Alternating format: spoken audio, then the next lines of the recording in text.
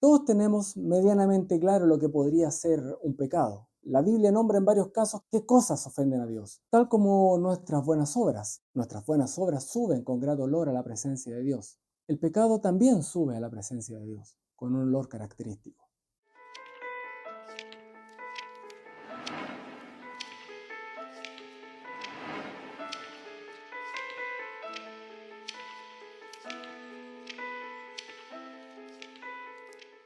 Hola amigos, bienvenidos un día más a un encuentro espiritual en el cual vamos a hablar acerca de qué significa exponer grato aroma ante la presencia de Dios. El olfato, si bien no es imprescindible para la sobrevivencia, sí nos puede salvar la vida. Por medio del olor de algunos alimentos podemos deducir si están en mal estado y evitar comerlos. Hace unos días entraba a la cocina y sentía un olor extraño. No sabía de dónde venía. La loza estaba limpia, el piso también. Buscaba dentro de los cajones y no encontraba el origen. Pasaron como 2 días y cada vez que entraba a la cocina lo sentía. Un día buscando otras cosas para cocinar, detrás de una cebolla había una papa escondida que se estaba descomponiendo y eso era lo que emanaba el mal olor. Y por alguna razón, Dios usa este concepto como referencia para saber si estamos en mal estado o en buen estado espiritual para presentarnos ante Él. El término pecado, que significa errar, viene del hebreo jatá y del griego hamartía, que significa errar en el blanco, por lo cual no puedes participar del premio. Todos tenemos medianamente claro lo que podría ser un pecado. La Biblia nombra en varios casos qué cosas ofenden a Dios, como por ejemplo los frutos de la carne. Y allí enumera una lista de todo lo pecaminoso ante los ojos de Dios, tal como nuestras buenas obras. Nuestras buenas obras suben con grato olor a la presencia de Dios. El pecado también sube a la presencia de Dios, con un olor característico. Veamos qué olor produce nuestro pecado. En Romanos 3:13 dice, sepulcro abierto es su garganta, con su lengua engañan, veneno de áspides hay debajo de sus labios, su boca está llena de maldición y de amargura.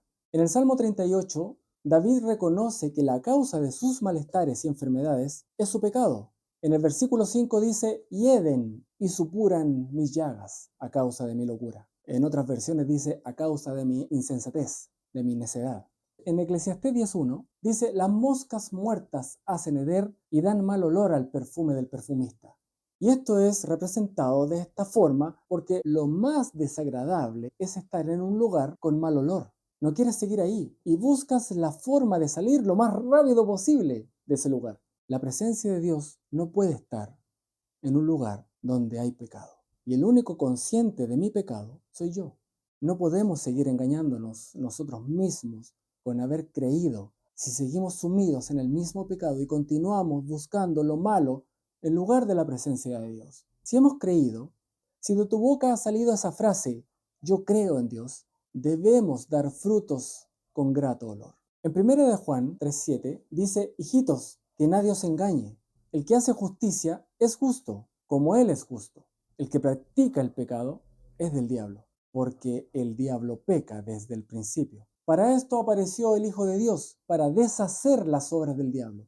Todo aquel que es nacido de Dios no practica el pecado, porque la simiente de Dios permanece en él y no puede pecar, porque es nacido de Dios. Si nos detenemos en la frase el que practica pecado, da a entender que es una práctica habitual y prolongada en el tiempo. El término en griego que acá se utilizó es poieo. Se refiere a la actividad que se convirtió en algo habitual. Entonces, cuando dice el que practica pecado, se refiere al que lo realiza y lo ha normalizado en su vida y lo ve como algo tan familiar. Ese es del diablo. No es liviano este versículo.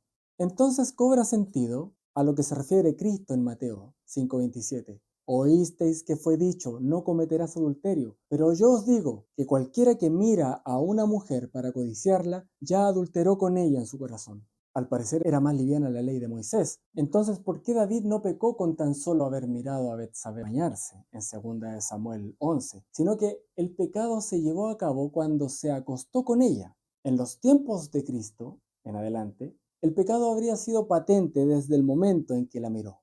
Entonces Cristo continuó en su sermón y dijo, por tanto, si tu ojo derecho te es ocasión de caer, sácalo y échalo de ti, pues mejor te es que se pierda uno de tus miembros y que no todo tu cuerpo sea echado al infierno. Y si tu mano derecha te es ocasión de caer, córtala y échala de ti, pues te es mejor que se pierda uno de tus miembros y no que todo tu cuerpo sea echado al infierno.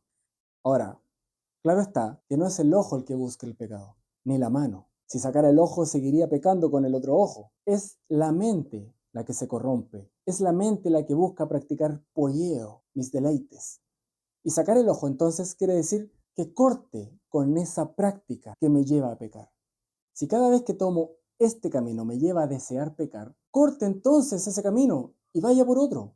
Simplemente no camine más por ese lugar. Si David tenía libre vista hacia el baño de su vecina, construye un muro o inhabilita el balcón. Si el celular me es ocasión de caer, elimínelo. Lo que Cristo quiso decir es que te es mejor no tener balcón a que todo tu cuerpo sea echado por toda la eternidad al infierno. Para los judíos, la ley de Moisés, la Torá, era su estándar de moral.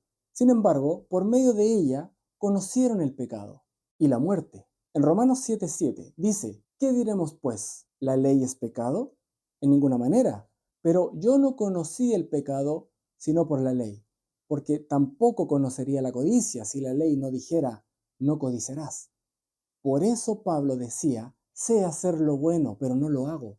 Hago todo lo contrario, porque la ley les mostró lo que no debían hacer y se dieron cuenta que era eso exactamente lo que deseaban hacer.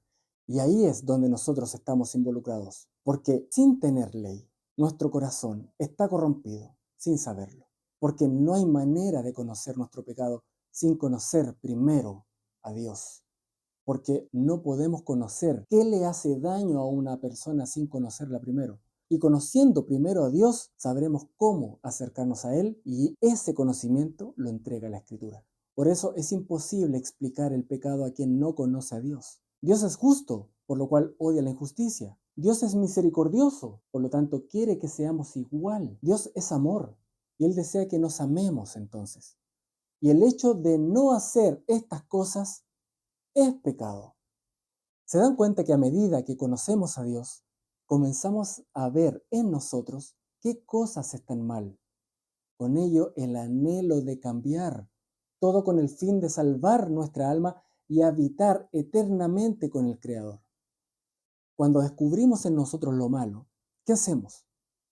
Lo confesamos, se lo contamos todo con lujo de detalle. Eso es una confesión, y esa confesión es la que consigue la remisión, el perdón y finalmente la salvación. En Lucas 8:47 dice, entonces cuando la mujer vio que no había quedado oculta, vino temblando y postrándose a sus pies, le declaró delante de todo el pueblo por qué causa le había tocado y cómo al instante había sido sanada. En Hechos 19:18 dice, y muchos de los que habían creído venían confesando y dando cuenta de sus hechos. Asimismo, muchos de los que habían practicado la magia trajeron los libros y los quemaron delante de todos. Y la más conocida de todas, primera de Juan 1:8. Si decimos que no tenemos pecado, nos engañamos a nosotros mismos y la verdad no está en nosotros. Si confesamos nuestros pecados, Él es fiel y justo para perdonar nuestros pecados y limpiarnos de toda maldad. Si decimos que no hemos pecado, le hacemos a Él mentiroso y su palabra no está en nosotros.